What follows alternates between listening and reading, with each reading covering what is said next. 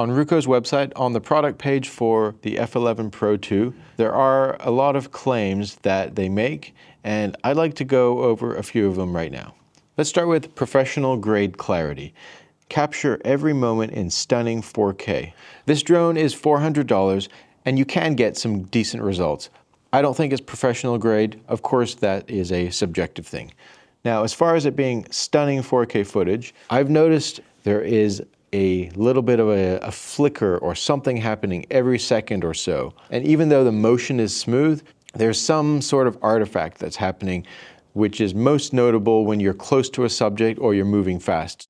The best results I've gotten from this drone is when it's high up and far away from the subject, or just showing a landscape and the drone is moving slowly or not at all. It does have integrated remote ID, which is awesome. Now, as far as enhanced stability, I've had mixed results with this. It kind of freaked out a little bit as it was landing, and the star at the top of the screen does show some interference as it was landing, but that only happened when it was about a foot off the ground. So it was trying to take off again maybe, or something, but the crash into the wall that I just had, as soon as I took off, the interference number dropped considerably, and then it started going crazy. So it would have been nice if the stability came more from the optical flow and the ultrasonic sensors.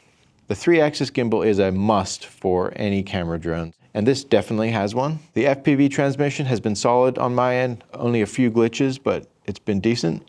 The flight time, it says 2 batteries for 70 minutes. I got about 26 minutes of flight time before it started returning to home at 25% battery.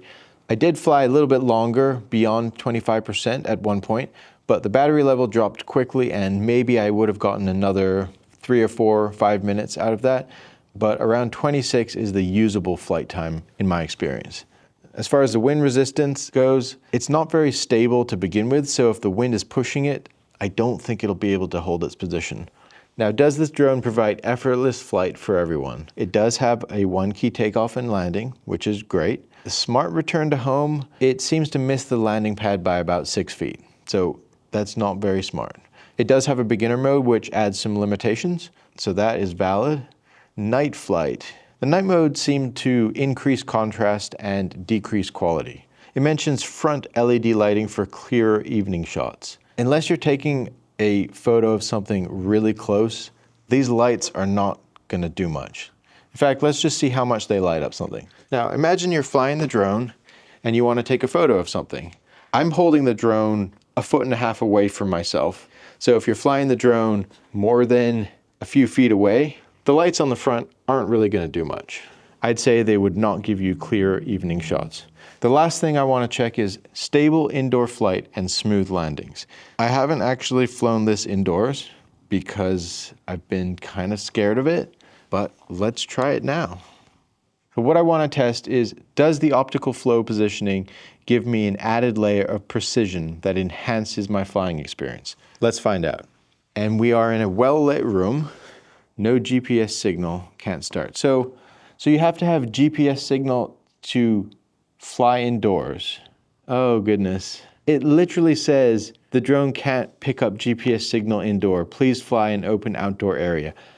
I can't even take off indoors. So this one is totally busted. If you want to see our full review, we'll link that video below. Thanks for watching Ready Set Drone.